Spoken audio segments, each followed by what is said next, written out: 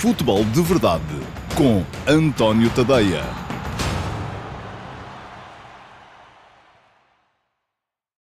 Olá pessoal, muito boa tarde a todos. Sejam muito bem-vindos à edição número 136 do Futebol de Verdade para a temporada de 2023-2024. Hoje é terça-feira, é dia 27 de fevereiro de 2024. Este ano é bissexto, portanto vamos ter 29 dias em fevereiro este ano, maravilha. Mais um dia até ao final do mês. O que não conta nada para quem recebe mais cedo, mas não é o caso de todos. Bom, mas enfim, hoje vamos ter Q&A.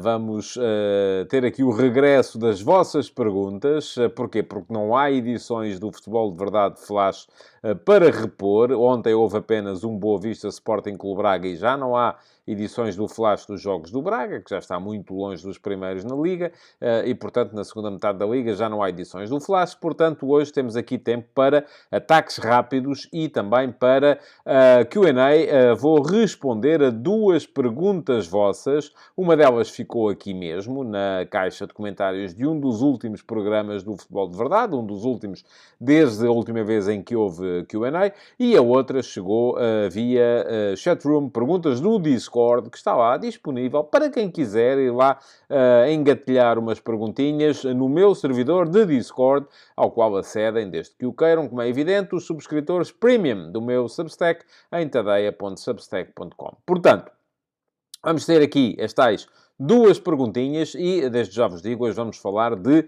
guarda-redes, porque as duas perguntas têm que ver com isso, com guarda-redes. Deixem-se ficar por aí, já lá vamos chegar. Antes disso, teremos ainda ataques rápidos e hoje vão ser mesmo breves, porque não há também muita coisa para comentar por aqui nos ataques rápidos. Vamos a eles, de qualquer maneira.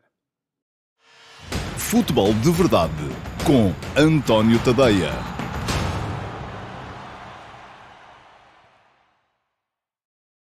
Ora, e cá estou eu outra vez para os ataques rápidos. E hoje foi rapidinho mesmo, como a maior parte do pessoal gosta. Não houve cá marketing, não houve cá recados, não houve cá assina aqui, faça ali.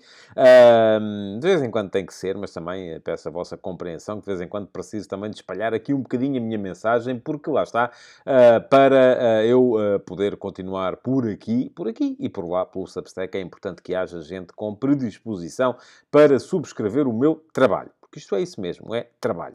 Ora, muito bem. Ataques rápidos para hoje, a começar, como sempre, pelo futebol que se jogou ontem. E ontem tivemos, então, a conclusão da jornada da Liga Portuguesa, com uma vitória concludente do Sporting Clube Braga contra o Boa Vista no estádio do Bessa. Houve ainda a anulação de um golo ao Boa Vista, com o resultado em 0-0. Era uma boa finalização do Bozenic, mas estava fora de jogo e percebeu-se logo pela repetição que sim, que estava fora de jogo. Portanto, interveio o VAR e acabou por ser anulado esse golo. E depois o Sporting Clube Braga partiu daí para uma vitória tranquila, 4-0, a demonstrar uma série de coisas. E eu escrevi sobre elas hoje de manhã no Último Passe. O Último Passe é a minha crónica diária, que é entregue todos os dias, de segunda a sexta-feira, pela manhã, aos subscritores do meu Substack, quer eles sejam subscritores premium, quer sejam subscritores gratuitos. E estes, conforme o próprio nome indica, não pagam nada. Mas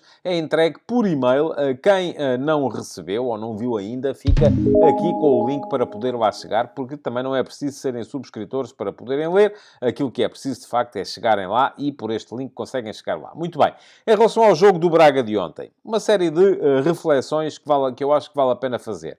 Primeira, o regresso de Simone Banza faz toda a diferença na equipa. Banza ontem fez 2 golos e uma assistência. O primeiro golo é um golo de autor, embora haja ali uma recuperação de bola do Roger, é ele que depois passa o Vincent Sassou e consegue fazer o golo na cara do guarda-redes. Depois faz mais um golo, este menos complicado, no sequência de uma combinação entre os dois suplentes que tinham acabado de entrar, o Salazar e o Borja, o Bruma e o Borja, assim é que é. O Salazar marcou ainda um golo também, tal como na primeira parte tinha havido um golo numa combinação entre o futebol, os dois jogadores se calhar mais cerebrais do ataque do Sporting Clube Braga, que são o Abel Ruiz e o Ricardo Horta, que também estava de volta. Portanto, esta é a primeira consideração. Há um Braga sem Banza, há um Braga com Banza. Banza tem mesmo tendo estado quase mês e meio ausente por causa da CAN, tem tantos golos como o Víctor Gyökeres nesta liga. Não é o mesmo tipo de jogador, não é, e já vi muita gente, inclusive hoje, nos comentários à minha publicação de Facebook para remeter gente para o texto, a dizer, se o Sporting vender o Gyökeres tem que ir imediatamente buscar o Banza. Enfim, não é um jogador que faça as mesmas coisas. O Gyökeres seria um jogador excelente para o Sporting, quer marcasse os 17 golos que já marcou no campeonato, quer não os marcasse, porque era um jogador, sobretudo, importante, porque é em cima dele que se monta quase toda a estratégia ofensiva da equipa. O Banza é diferente. É um jogador que dá à equipa do Braga a possibilidade de ganhar a profundidade, dá-lhe presença na área, mas é mais um finalizador do que um jogador em cima do qual a equipa possa montar a sua estratégia. Os dois são, de qualquer maneira, extremamente úteis, quer por razões coletivas, quer por razões individuais que acabam por ajudar o coletivo, porque um tipo que faz golos, naturalmente, dá jeito a qualquer equipa. Depois, segunda questão relativamente à vitória do Sporting Clube Braga ontem. Tem um bocadinho que ver também com a reformatação tática que foi feita pelo Artur Jorge, mais recentemente, com a passagem da equipa para 4-4-2. Já se tinha visto isso, mais ou menos, na última jornada do campeonato. Depois, em Baku, contra o Karabakh, a equipa fez ali uma espécie de compromisso em que o meio-campo encostava à esquerda, o ataque encostava à direita, o Pizzi era uma espécie de falso médio-esquerdo, enfim, aquilo não funcionou muito bem, mas ontem no Bessa o Braga voltou a aparecer em 4-4-2, um 4-4-2 que só não vou dizer que é absolutamente clássico, porque não é simétrico, mas a simetria é claramente um dos valores menos apreciados no futebol de hoje em dia, porque são as equipas assimétricas que muitas vezes criam problemas aos adversários. O que é que acontece no 4-4-2? Para já, 2 pontas de lança, conforme se percebe pelo 2 do 4-4-2. Já parecia aquela famosa frase do Fox Mulder nos X-Files, that's why they put the I in FBI, porque era preciso investigar. Ora, o 4-4-2, aquilo que se diz é precisamente que o 2 significa que tem 2 pontas de lança. E os 2 pontas de lança do Braga são diferentes, mas são complementares.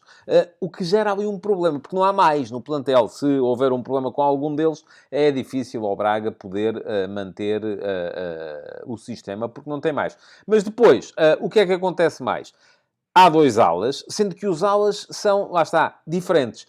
Temos um extremo, que ontem foi o extremo direito, o Roger, que é um jogador mais de corredor, que dá mais largura e profundidade. É um extremo mais clássico. E do outro lado temos um jogador que vai mais à procura do corredor central. É um jogador que faz mais movimentos interiores, que tem mais liberdade de movimentos, que é o Ricardo Horta, o tal jogador mais cerebral. Mas, de qualquer maneira, esta articulação permite depois que o Braga possa manter em campo os tais 2 médios, que eu tenho vindo a identificar aqui repetidamente como 2 médios de perfil mais conservador, porque são 2 médios que privilegiam mais a segurança da posse e do passe do que o risco. Uma coisa é uma equipa jogar ali com o Vítor Carvalho e o João Moutinho, lá está, são médios de posse, são médios de passe redondinho, mas seguro. Outra coisa é jogar ali com um Zalazar, com um André Horta, que já foi embora. O próprio Al-Musrati, apesar de ser identificado como médio defensivo, é um médio que mete muito risco no passe desde o primeiro momento, e o Braga seria mais desequilibrador com essa gente lá atrás, mas ao mesmo tempo também se desequilibraria mais. Porquê? Porque a equipa acabava por não ter a mesma e acabaria por ter mais perdas de bola nesse primeiro momento de organização. Portanto, o Braga passa a organizar-se em 4-4-2, 2 médios mais seguros, um extremo aberto, um médio ala que vem para dentro, 2 pontas de lança, a coisa funciona, bate melhor com aqueles 2 centrais que o Braga vai sempre fazer jogar, porque não tem outros. Aliás, tem 4, mas seja qual for a combinação de centrais, nunca serão capazes de montar uma linha que seja segura a jogar mais subida e, portanto, é disto que o Braga precisa. Parece-me que o Braga pode ter encontrado aqui um equilíbrio tático que, no entanto, não bate muito certo com aquilo que é o plantel. Essa é também um bocadinho a minha ideia, porque depois há extremos a mais, porque além do Roger, que jogou ontem, ainda há o Bruma, ainda há o Álvaro Jaló, ainda há o Rony Lopes, portanto, são 4 jogadores para uma função. E depois, enfim, o lugar do Ricardo Horta já pode ser feito, se calhar, pelo Pizzi, pode ser feito, se calhar, pelo Zalazar, pode ser feito por mais gente. O próprio Rony Lopes poderá eventualmente fazê-lo, porque é um jogador que tem esse tipo de cultura, mas já não é um lugar tão fácil de fazer para jogadores como o Bruma, como o Roger ou como o Álvaro de Jaló. De qualquer modo, esta era a segunda coisa, mas ainda havia uma terceira que eu identifiquei no meu texto hoje de manhã também, que tem que ver com a libertação que acontece na equipa em função daquilo que são a falta de responsabilidades que a equipa tem a partir do momento em que assumiu que já não está na luta pelo título, já não tem que levar com essa coisa de ser candidato ao título, a partir do momento em que, além disso, também já não está na Europa, a partir do momento em que, além disso, já não está na Taça de Portugal, mas acaba por ser uma equipa que, já tendo ganho a Taça da Liga, fica um bocadinho liberta de responsabilidade. A equipa, a partir daí, como que sentiu essa falta de responsabilização, essa ligeireza, e passou a poder encarar os jogos 1-1. Para já tem neste momento 11 jogos até ao final da época e é encarar as coisas jogo a jogo. Isto partindo do princípio que o Braga não vai estar em cima do Futebol Clube do Porto para discutir o terceiro lugar. Mas vamos a ver, porque aí volta a responsabilização. E voltando à responsabilização, veremos como é que a equipa vai reagir. Muito bem. Está escrito no último passo de hoje, já lá mais coisas. Escrevi também sobre já uma pequena antevisão tática, uma antecipação tática daquilo que pode vir a ser, ou estratégica, daquilo que pode vir a ser o Sporting Benfica da próxima quinta-feira, e também sobre aquilo que me parece a mim ser uma tolice, enfim.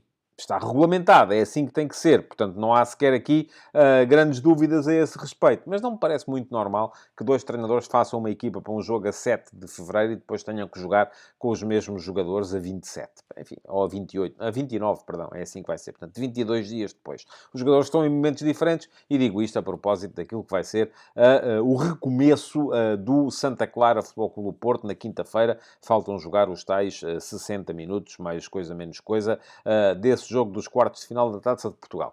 Mais futebol de ontem. Ainda a vitória do Girona sobre o Raio Vallecano. O Raio Vallecano é a equipa que é muito cara ao Mitchell, o treinador do Girona, foi formado lá, jogou lá, recebeu ontem o Raio, ganhou por 3-0, mas só nos descontos é que teve ali alguma tranquilidade, porque foi só nos descontos que o Savinho fez os dois últimos golos. Até aí o jogo estava 1-0 e estava renhido, estava apertado. O Girona, com este resultado, recuperou o segundo lugar, voltou a estar à frente do Barcelona e continua a manifestar-se como uma possibilidade muito séria para entrar na próxima Liga dos Campeões. Para já é segundo, só tem que ser pelo menos quarto para lá chegar. E para criar esse problema que vai ser a UEFA ter que encarar esta questão entre o Girona, que pertence ao City Football Group, e o Manchester City, que também pertence ao City Football Group. Poderão estar os dois na mesma competição? Vai haver aqui alguma manifestação da UEFA a este respeito? Enfim, esta é uma das questões que mais me preocupa no futebol atual e por isso mesmo vamos tendo sempre as edições regulares dos donos da bola. Estão em atualização permanente no início de cada ano. Este ano, em 2024, já saíram as primeiras 5 atualizações relativas aos clubes que jogam a primeira divisão nas 5 grandes ligas. Já lá estão as atualizações de Inglaterra, da Alemanha, de Itália, de Espanha e de França.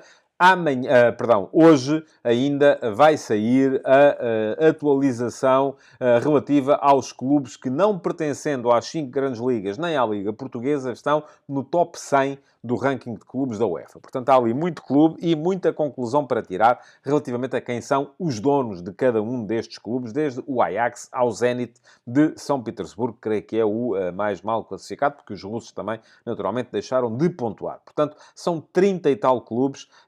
Esta atualização é mais longa e por isso mesmo não estava pronta no fim de semana, mas vai sair ainda hoje. Portanto, já sabem, hoje fiquem atentos, vão receber no vosso e-mail, se já são subscritores do meu Substack, quer sejam premium ou gratuitos. Se forem gratuitos, só vão poder ler os primeiros 2 ou 3 parágrafos. Se forem premium, vão poder ler tudo. E hoje vão receber ainda esta atualização relativamente à série Donos da Bola. Se quiserem ler aquilo que está lá mais para trás, as atualizações dos outros campeonatos, depois também fica aqui um link para poderem aceder a esta série, porque eu acho que vale bem a pena e é das questões mais problemáticas do futebol mundial neste momento, porque não é só na Europa, é em todo o mundo. Ainda ontem, nota para a vitória da Roma sobre o Torino, 3-2, um hat-trick do Paulo Dybala, grande partida do Dybala. É verdade que um dos golos foi de penalti, mas ainda assim foram 3, o que permitiu à Roma colocar-se na 6ª posição da Série A. Está a 2 pontos da Atalanta, que é quinta, embora a Atalanta tenha um jogo a menos, mas está a 4 do Bolonha, que é quarto. E o quarto lugar, meus amigos, dá Liga dos Campeões. E não está fora de hipóteses que a Itália possa vir a ter 5 equipas na próxima edição da Liga dos Campeões, porque já se sabe, na Liga dos Campeões de 2024-2025, há 2 países que vão ter uma vaga suplementar, que são os 2 países que forem os melhores no ranking em 2023-2024. Não são os melhores no ranking há 5 anos, são os melhores no ranking deste ano. E a Itália está bem posicionada porque os seus clubes têm estado a fazer umas belíssimas competições europeias. Desde a troca de José Mourinho por Daniele De Rossi à frente da equipa da Roma, a Roma só perdeu um jogo contra o Inter, e o Inter manda na Série A como quem, enfim, passeia, e empatou os 2 jogos contra o Feyenoord no play-off de acesso aos oitavos de final da Liga Europa. De resto, foram 5 vitórias na Série A, e na Série A De Rossi só não ganhou todos os jogos porque perdeu essa partida com o Inter, portanto há ali uma espécie de um renascimento. É verdade que no início os jogos foram mais fáceis, e eu chamei a atenção para isso. Foi um jogo com o Verona, foi um jogo com o Cagliari, foi um jogo com o Salernitana, foram 3 jogos contra as 3 equipas que estavam mais abaixo na tabela naquela altura, mas daí para cá, e a vitória de ontem sobre o Torino foi uma vitória muito importante. Hoje há futebol, enfim, não é uma coisa absolutamente escalofriante, mas ainda assim pode valer a pena ver. 19h45, Lyon-Strasbourg, quartos de final da Taça de França. Um jogo entre 2 equipas de primeira divisão, da Ligue 1. 20 horas, Luton Town, Manchester City. E atenção, o Pep Guardiola já disse que vai precisar de rodar nestes jogos porque os próximos meses são meses fundamentais para todas as frentes em que o City está inserido. Hoje vai defrontar fora de casa o Luton Town. É um dos 3 jogos entre equipas da Premier League nos oitavos de final da FA Cup, da Taça de Inglaterra. Os outros são amanhã. O Nottingham Forest de Nuno Espírito Santo contra o Manchester United e o Wolverhampton, que também tem uma série de jogadores portugueses, contra o Brighton and Hove Albion de Roberto De Zerbi. Portanto, vão ser 3 jogos interessantes. O de hoje opõe o Luton Town ao Manchester City. Há mais jogos, mas este parece-me ser a cabeça de cartaz para hoje. Ainda assim, hoje, jogo, do meu ponto de vista, mais jogo de cartaz, cabeça de cartaz, para hoje é esse Real Sociedade-Mallorca,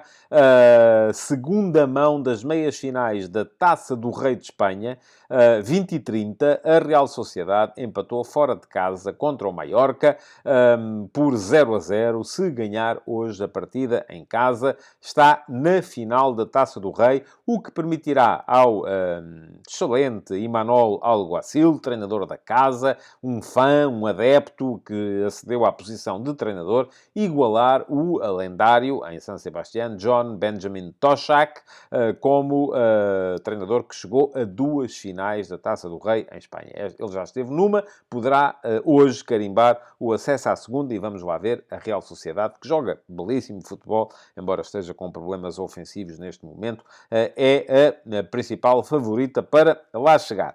Mais coisas ainda nos ataques rápidos e muito brevemente para vos dizer que Vítor Murta apresentou a demissão de presidente da SAD do Boa Vista, o que me leva a crer que as coisas nunca estiveram bem esclarecidas entre a SAD do Boa Vista, ou entre os seus dirigentes e o investidor, Gerard Lopes. Eu, desde o início, tive sempre as maiores dúvidas relativamente à intervenção de Gerard Lopes na SAD do Boa Vista. A SAD do Boa Vista tem muitos problemas financeiros.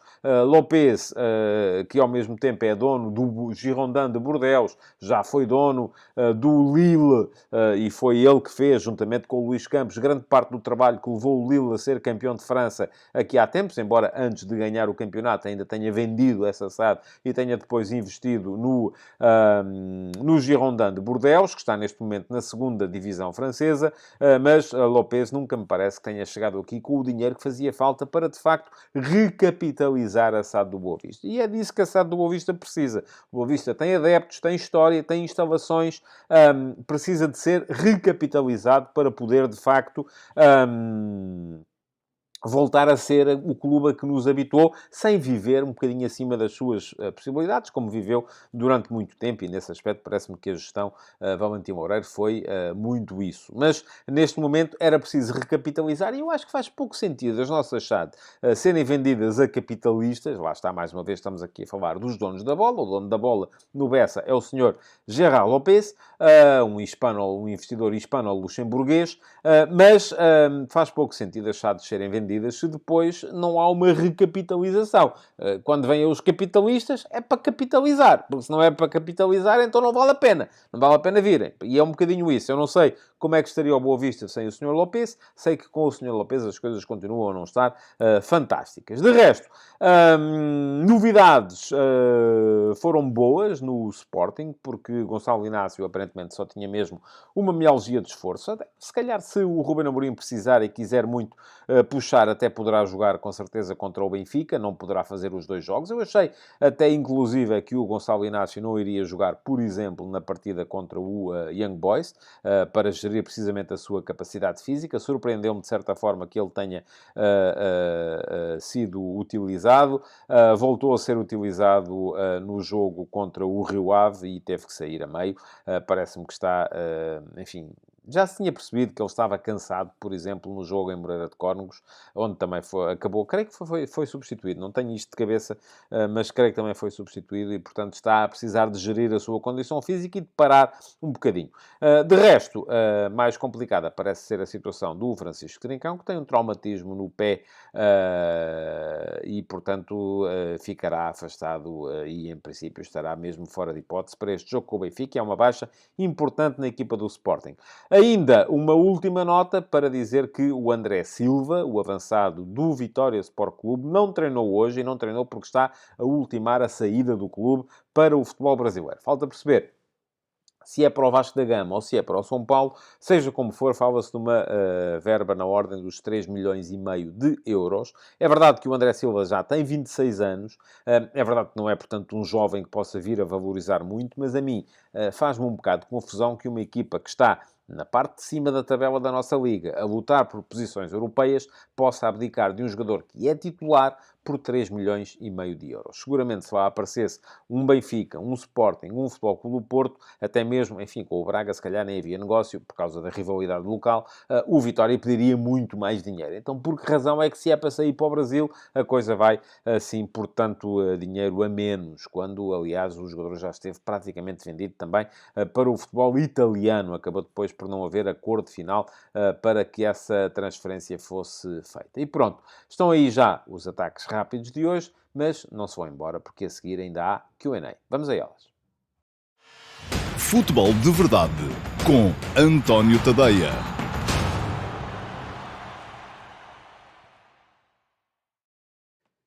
E vamos lá então passar a responder às perguntas que tiveram a amabilidade de me deixar, quer tenha sido aqui mesmo, no meu canal de YouTube, na caixa de comentários a um dos últimos programas, desde a última vez que houve Q&A. E atenção, amanhã haverá outra vez Q&A. Portanto, não se esqueçam de deixar perguntas aí na caixa de comentários hoje. Não é só no live chat, é também na caixa de comentários, para que eu amanhã possa ter também mais perguntas e boas perguntas para poder responder. Portanto, vamos lá.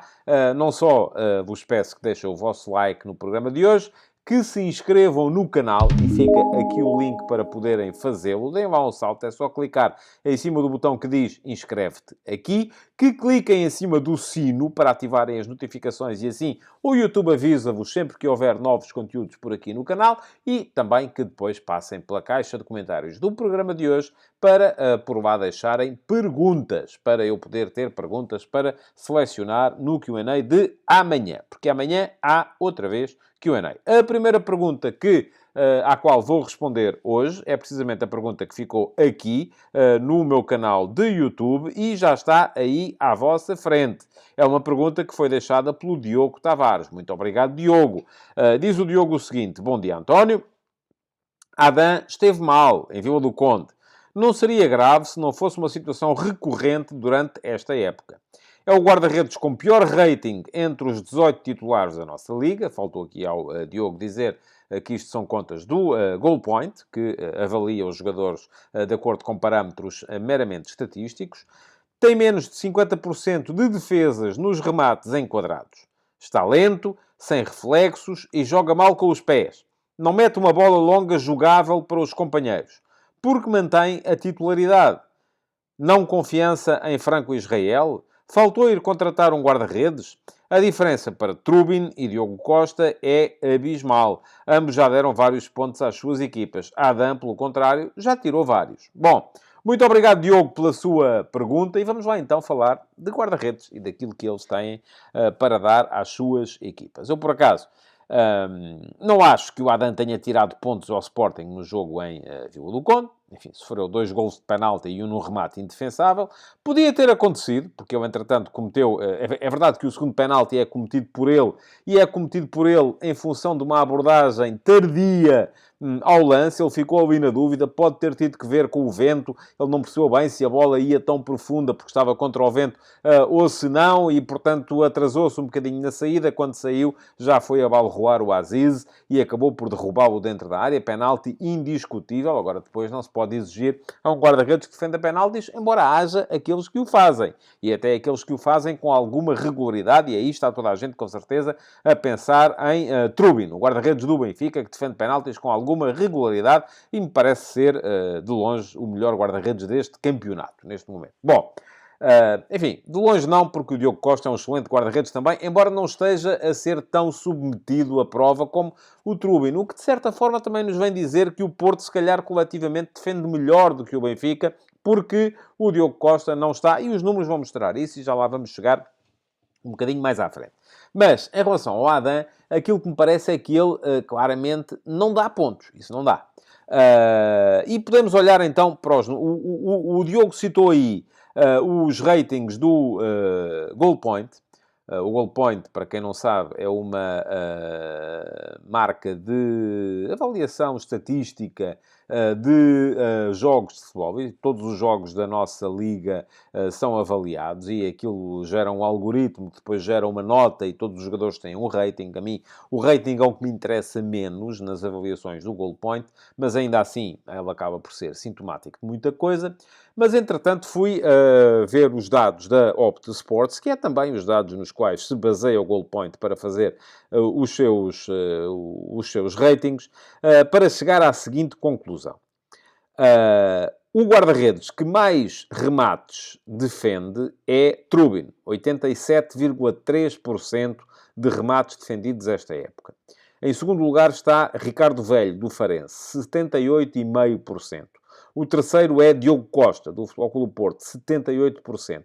E Adam surge em 12º lugar, com 67,3% de remates enquadrados defendidos. Há aqui uma diferença de 20% relativamente a Trubin. O que quer dizer que, em cada 10 remates, basicamente Trubin defende 8 ou 9. Em cada 10 remates, basicamente o Adam defende 6 ou 7. Portanto, logo aqui temos uma diferença, que é uma diferença que vale a pena ter em conta. Mas depois, há um outro parâmetro que eu acho que é muito interessante. E muitas vezes já vos falei aqui de XG. E o que é o XG? O XG, Expected Goals, gols esperados. O que é que o XG é medido na perspectiva de quem remata, não na perspectiva de quem defende. E é importante ver esta diferença. Porquê? Porque o XG é um valor médio. Por exemplo, eu dou sempre o exemplo do penalti. O penalti, quando é marcado, na perspectiva do jogador que o vai marcar, tem um XG de 0,79. O que é que isto quer dizer? Que em cada 100 penaltis, em média, há 79 que entram, que dão golo. O que quer dizer que quando um jogador se apresenta perante a bola que está na marca de penalti, tem 79% de hipóteses de fazer golo. Depois, há quem bata melhor, há quem bata pior. Mas eu digo sempre isto, quer seja eu a marcar, quer seja você, quer seja o Michel Platini dos melhores tempos, o XG é sempre igual. O que vai acontecer depois é que, para mim, se calhar em 10 eu marcava 1, e se marcasse 1 era uma sorte, e se calhar o Platini em 10 marca 9. Portanto, o Platini acaba por ter uma média que faz com que ele viaje acima do seu XG, daquilo que era esperado naquela situação, e eu viajaria abaixo daquilo que era esperado para mim naquela situação. Agora, para se avaliar a performance dos guarda-redes, é importante vermos a coisa na outra perspectiva. Na perspectiva de quem está na baliza. E não é a mesma coisa se eu, de repente, for marcar um penalti e chutar devagarinho a bola ao meio da baliza, onde está o guarda-redes, ou se conseguir meter um daqueles balásios por alto com a bola a bater na rede lateral pelo lado de dentro, que o guarda-redes praticamente não chega. Portanto, há aqui uma coisa diferente, que é o XAG. O XAG mede muito basicamente a probabilidade de um determinado remate dar golo, tendo em conta o local onde a bola vai enquadrada. Portanto, um remate que vai para fora, ou que vai ao lado, tem um XAG de 0.00, nem conta, não é? Depois, tendo em conta o sítio da baliza para onde os remates vão, há um valor de XAG também, que vai permitir avaliar a performance do guarda-redes. E é possível sempre somar o XAG a que um determinado guarda-redes foi submetido durante um jogo e fazer a comparação com o valor das bolas, ou o total das bolas que entraram de facto. E aí podemos chegar a valores positivos ou negativos, sendo que um guarda-redes que tem um valor positivo é um guarda-redes que safou golos, um guarda-redes que tem um valor negativo é um guarda-redes que não defendeu todas as bolas que devia ter defendido. Porque há bolas que são indefensáveis, ponto final, não é? É preciso ter isso em conta. Ora, olhando para este valor, a conclusão a que chegamos é que o guarda-redes que mais golos safou nesta liga foi o Ricardo Velho do Farense. Já tirou um total de 10,2 golos. O segundo é Trubin, do Benfica, 9,7. Ou seja, em condições normais, tendo em conta os remates que foram à baliza do Benfica, o Benfica devia ter mais quase 10 golos sofridos. Não os tem porque o Trubin os safou. Portanto, isto é muito importante para uma equipa que quer ser credível na sua candidatura ao título. Depois temos o Bruno Varela, do Vitória Sport Clube, com o XAG menos... um G menos XAG... um XAG menos G, assim é que é. Isto são fórmulas matemáticas a mais. De 6,8. O Diogo Costa é o sétimo desta tabela, com um valor positivo de 2,5 golos. Safou 2,5 golos até aqui, mas não, lá está, não foi submetido a tantas situações como o Trubin, por exemplo. O Adam é 28º nesta tabela, tem um G menos um XAG menos G de 3,2 negativo. Isto é, sofreu mais 3 golos do que aqueles que devia, de facto, ter sofrido, tendo em conta o local onde as bolas foram enquadradas. Se quisermos ver estes valores por 90 minutos, porque se calhar há aqui guarda-redes que tiveram pouco tempo em campo e, portanto, isto vem, de certa forma, desvirtuar os valores totais, o Trubin é o melhor com 0,51. Basicamente, safa um golo certo a cada 2 jogos. O que é bom. É muito bom. Ricardo Velho, 0,44. Nakamura, do Portimonense, é o terceiro, com 0,40. O Diogo Costa continua a ser o sétimo, com um valor de 0,11. O que quer dizer que, basicamente, a cada 9 jogos chafa um golo. O Adam continua a ter um valor negativo de 0,15, o que quer dizer também que, basicamente, a cada 7 jogos, mais ou menos, ele deixa entrar uma bola que não devia ter entrado. O que, de facto, deixa o Sporting um bocadinho numa situação complicada. E, posto isto, podemos olhar, então, para as perguntas, porque já expliquei os valores. Agora, então, sim, vamos olhar para a pergunta para responder concretamente. Tem que olhar para ela outra vez. Aquilo que o Diogo pergunta. Porquê é que o Adam mantém a titularidade? Se é falta de confiança no Franco Israel e se faltou ir contratar um guarda-redes. Eu acho que não é tanto falta de confiança no Franco Israel, embora também seja, naturalmente, porque se houvesse ali um guarda-redes que fosse capaz de sacar o lugar de Caretas, ele já estava a jogar, e isso não é o caso, aparentemente, com o Franco Israel, mas acho que sim que faltou ir contratar um guarda-redes. Mas este é, do meu ponto de vista, o principal defeito de Ruben Amorim, embora nestas coisas elas tenham que ser enquadradas de uma outra maneira. Há quem lhe chame teimosia. Há quem lhe chame fidelidade, há quem lhe chame espírito de grupo. O Ruben Amorim não deixa cair os seus. Nunca. Um jogador que já aconteceu isto, por exemplo, com o Paulinho na época passada. Tem acontecido recorrentemente com o Ricardo Gaio. O Ruben Amorim resolveu manter a confiança naquilo que a equipa podia produzir com o Paulinho a jogar como ponta de lança.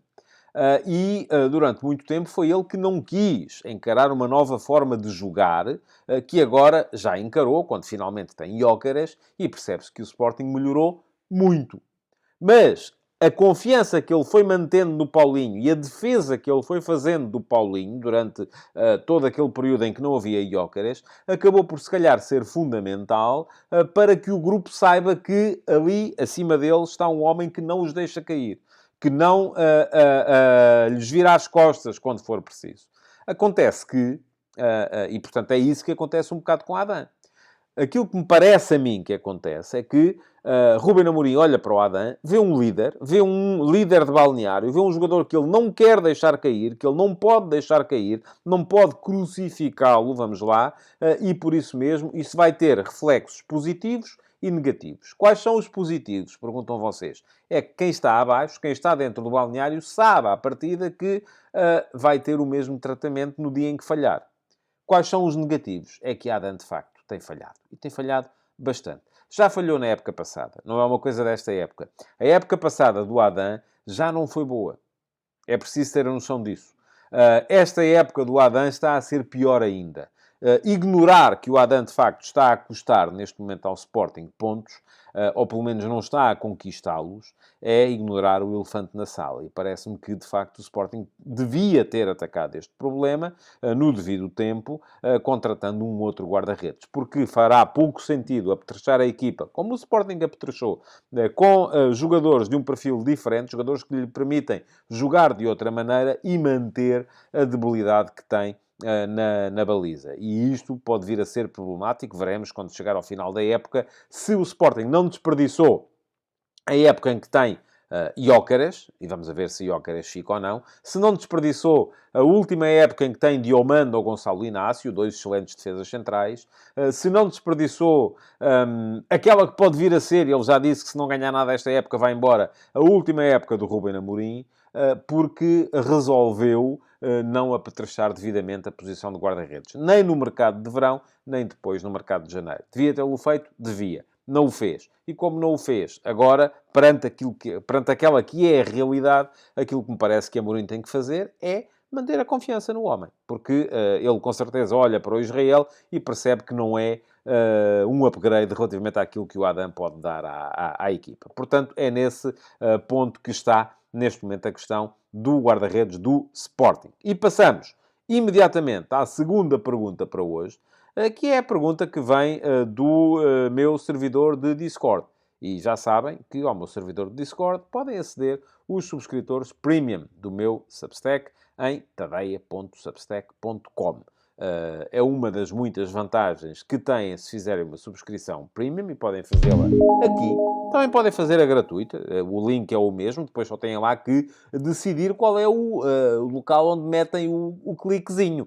Pode ser ou na subscrição mensal, que vos custa 5€ por mês, pode ser na subscrição anual, para a qual têm 2 meses de borla durante um ano, por causa desse comprometimento mais prolongado com o meu jornalismo, são 50€ por 12 meses, portanto 2 dos meses são de borla, ou pode ser a subscrição super patrono, se quiserem mesmo muito apoiar o meu jornalismo, e aí o valor é à vossa discrição, como pode ser a subscrição gratuita. E também aí não têm acesso a muitas das vantagens que têm, naturalmente, os subscritores premium. Bom, já ficou o link. Vamos à pergunta que já está aí à vossa frente e foi deixada pelo Guilherme Pereira.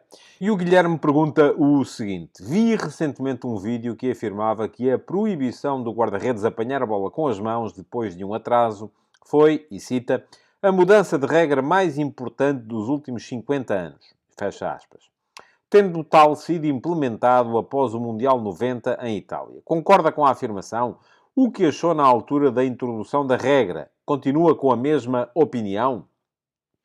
Muito obrigado, Guilherme, pela questão. Não sei se foi a regra mais importante dos últimos 50 anos. Houve mudanças de regra no fora de jogo que podem igualmente ser tidas como relevantes naquilo que é o futebol que se joga. Mas acredito que tenha sido, e assim de repente não estou a ver nada que tenha sido mais impactante no futebol de alta competição como essa alteração de regra. Para quem não sabe, para quem ainda é pequenino, novinho, jovem e não se lembra, antigamente aquilo que se via era que, e basta ver vídeos de jogos antigos, das grandes conquistas da seleção portuguesa no Mundial de 66, até mesmo a seleção portuguesa no Euro de 84, as vitórias do Benfica e do Futebol Clube do Porto na Taça dos Campeões Europeus, ou do Sporting na Taça dos Vencedores das Taças. Esses vídeos estão aí, à vista de toda a gente que queira ver, e dava perfeitamente para perceber que, de repente, quando era preciso, se calhar, baixar um bocado o ritmo do jogo, o jogador passava a bola para o guarda-redes, caía sobre a bola, agarrava, abraçava, ficava com ela na mão. Depois havia a regra dos passos ou dos segundos que o guarda-redes podia ter a bola nas mãos, mas ela também nem sempre era inteiramente respeitada. De qualquer maneira, havia sempre ali um corte que passou a ser impossibilitado com esta alteração da regra que, a partir de determinada altura, impediu, não impede o atraso para o guarda-redes, vamos lá ver. Aquilo que impede é que o guarda-redes agarre com as mãos ou toque com as mãos uma bola que é atrasada com uma parte do corpo, do joelho para baixo, por um colega. E atenção, não vale aquela coisa que é ter a bola, levantá-la e dar de cabeça para o guarda-redes para ele poder agarrar com a mão, porque isso é considerado comportamento antidesportivo e é falta e cartão amarelo. E ainda recentemente vimos um árbitro punir essa situação precisamente por causa disso, por ser comportamento antidesportivo. Bom, mas aquilo que passou a acontecer foi, eu diria, muito basicamente duas coisas. Primeira questão, o jogo ficou mais rápido. Isso é evidente. A partir do momento em que deixa de haver aquela coisa do passo para o guarda-redes, que cai sobre a bola, que mata ali o ritmo do jogo, fica ali e tal, a engonhar um bocadinho, blá, blá, blá, e depois entrega ao outro colega que volta a passar-lhe a bola, e passávamos um bocado de tempo nisto, isso deixou de acontecer. Portanto, deixou de haver tanta perda de tempo, deixou de haver tanta capacidade para impedir o adversário de jogar. E a segunda questão, que do meu ponto de vista é aquela que é verdadeiramente fundamental, porque eu nunca vejo muito o jogo por essa artimanha de enganar a lei e tal, e não sei o quê. Não é nada a minha cena. Mas a segunda questão é que os guarda-redes tiveram que ser jogadores diferentes. Já havia, no antigamente, eu creio que o Ian Youngblood da Laranja Mecânica de 74 foi o primeiro, mas já havia antigamente aquela coisa de alguns guarda-redes mais malucos, quase sempre com base neerlandesa, que jogavam muito com os pés. O Stanley Mendes, o guarda-redes da minha adolescência do Ajax, nunca foi um guarda-redes extraordinário, mas era um guarda-redes que jogava fora da baliza, que era uma espécie de líbero, na altura dizia-se muito isso, e era mais um no processo de construção. Mas basta nós pensarmos o seguinte: uma equipa que queira sair a jogar de forma apoiada, em vez de dar aquele... E antigamente, quando eu era miúdo, o que se via mais era o guarda-redes pegava na bola na mão, batia no chão e dava um charuto lá para a frente e ela é de quem a apanhar. Agora, a maior parte das equipas já não faz isso. A maior parte das equipas percebe que isso é uma equipa ter a bola e reduzir a possibilidade de manter a bola a 50%, porque essa segunda bola, depois, a bola é chutada para a frente. Há dois jogadores que saltam. Nunca se sabe muito bem quem é que vai ganhar esse lance aéreo. Nunca se sabe muito bem quem é que vai ganhar a segunda bola que se sucede a esse lance aéreo, a bola que sobra desse lance aéreo. Portanto, é reduzir a 50% a possibilidade de continuar a atacar ou de entregar a bola ao adversário. Portanto, isso não é muito inteligente, embora tenha uma vantagem. É que afasta o fulcro da questão da nossa baliza, não é? A partir do momento em que se chuta a bola para a frente, ela vai para o lado do meio-campo e é lá que fica. Mas podemos estar a entregá-la ao adversário, mas longe da nossa baliza. Depois há uma outra possibilidade, que é começar a jogar desde trás, o que chama a pressão do adversário, faz com que apareçam mais espaços noutras zonas do campo, porque se o adversário sobe, obviamente vai ter que deixar outras zonas do campo mais libertas, e então aí o que é que se vai premiar? A capacidade que uma equipa tem para trocar a bola, para iludir a primeira zona de pressão do adversário, para superar essa primeira zona de pressão, manter a bola e sair de forma apoiada e com bola jogável. Ora, para isso, ter um guarda-redes que tenha capacidade para jogar com os pés, sem comprometer, sem envergonhar, sem levar à perda de bola, é ter mais um jogador. Porque uma equipa que tenha um guarda-redes que com os pés não dá, como costuma dizer-se, uma para a caixa, é menos um a contar nesta... E uma equipa que, vamos imaginar, que o adversário vai pressionar com 3. Uma equipa que tenha um guarda-redes que sabe jogar com os pés, pode limitar-se a sair com os 2 centrais e com o guarda-redes. Uma equipa cujo guarda-redes não saiba jogar com os pés tem que chamar mais um jogador, e geralmente é o médio-centro mais defensivo, que baixa para o espaço entre os centrais para a chamada saída a 3. Logo, a partir daí, vai faltar um jogador mais à frente. Portanto, ter um guarda-redes que joga com os pés é sempre uma vantagem. E isso passou a ser interiorizado pela generalidade das equipas a partir do momento em que passou a fazer parte da lei que o guarda-redes deixou de poder agarrar com as mãos a bola que lhe é passada com os pés pelos seus companheiros. Portanto, isto gerou uma nova geração de guarda-redes, e hoje em dia isso já é importante desde a formação, que sabe jogar com os pés, mas não é só por uma questão de defesa, não é só porque, e tal, é preciso. Não, é porque a partir de determinada altura passou a ser interiorizado pela generalidade dos treinadores, que ter ali alguém que também pode participar na manobra coletiva pode ser uma vantagem muito importante. E é por isso que, sim, concordo que se não foi a regra que mais impacto teve no futebol que se joga atualmente, nos últimos 50 anos, terá sido uma das, e eu só posso colocar aí, eventualmente, algumas alterações que houve na lei do fora de jogo, porque também interferem muito com a forma como as equipas atacam e, por inerência, como as equipas defendem. Porque, aliás, isso era uma história gira de contar aqui um dia destes. Deixem perguntas sobre isso. A influência que teve a alteração da lei do fora de jogo na evolução tática das equipas, nomeadamente, por exemplo, na criação do WM, que foi a tática que mandou no futebol desde os anos 20 até aos anos 50 do século passado. É algo de muito interessante para se analisar e para se debater. Bom, mas não é para hoje. Chega ao fim o Futebol de Verdade de hoje. Não se esqueçam que amanhã, 18 horas, há mais uma edição e amanhã, 18 horas, vamos voltar a ter Q&A. Depois, na quinta-feira, não há Futebol de Verdade, mas há 2 edições do Futebol de Verdade Flash. A do Santa Clara Futebol Clube do Porto e, mais tarde, a do Sporting Benfica. Os 2 jogos da Taça de Portugal que se vão jogar. O Santa Clara Futebol Clube do Porto vai acabar, depois de já se terem jogado 20 e picos minutos, no início deste mês, às 4 da tarde. Portanto, deve acabar, tipo, se não houver prolongamento, 5 e picos. E alguém me perguntava no outro dia, prolongamento? Então, mas nas meias finais não são a 2 mãos, não pode haver prolongamento. Sim, mas este jogo não é das meias finais. É ainda dos quartos de final. Portanto, é para ficar resolvido ali, nos Açores. Se estiverem empatados ao fim de 90 minutos, há mais meia hora. Se continuarem empatados, há penaltis. Portanto, é assim. Depois, à noite, não. À noite, no Sporting Benfica, sim, já é um jogo das meias finais e, portanto, até pode acabar empatado, que não há prolongamento. Porquê? Porque haverá sempre uma segunda mão, lá para abril, no Estádio da Luz. Para já, Sporting Benfica em Alvalade, quinta-feira, Benfica Sporting na Luz, lá para abril, para definir um dos finalistas da Taça de Portugal. O outro sairá do confronto entre o Vitória Sport Clube e o vencedor deste Santa Clara Futebol Clube do Porto, também de quinta-feira. Portanto, quinta-feira não há Futebol de Verdade, há apenas 2 edições do Futebol de Verdade Flash, e apenas, enfim, é um eufemismo. A primeira, espero eu, não havendo prolongamento, conseguir fazê-la antes de ir para a RTP, porque vou ter que lá estar a partir das 19 horas no pré-match do Sporting Benfica. A segunda, só muito lá para a noite, depois de eu chegar do pós-match do Sporting Benfica. Então aí sim farei para vós, para os subscritores premium do meu Substack, os meus 15 minutos de análise ao Sporting Benfica dessa noite, que serão enviados por e-mail para quem faz o favor de suportar o meu esforço de continuar a ser jornalista fora dos grandes grupos de média. Muito obrigado por terem estado aí. Voltem, por favor, amanhã, 18 horas, para mais um Futebol de Verdade. Até lá. Futebol de Verdade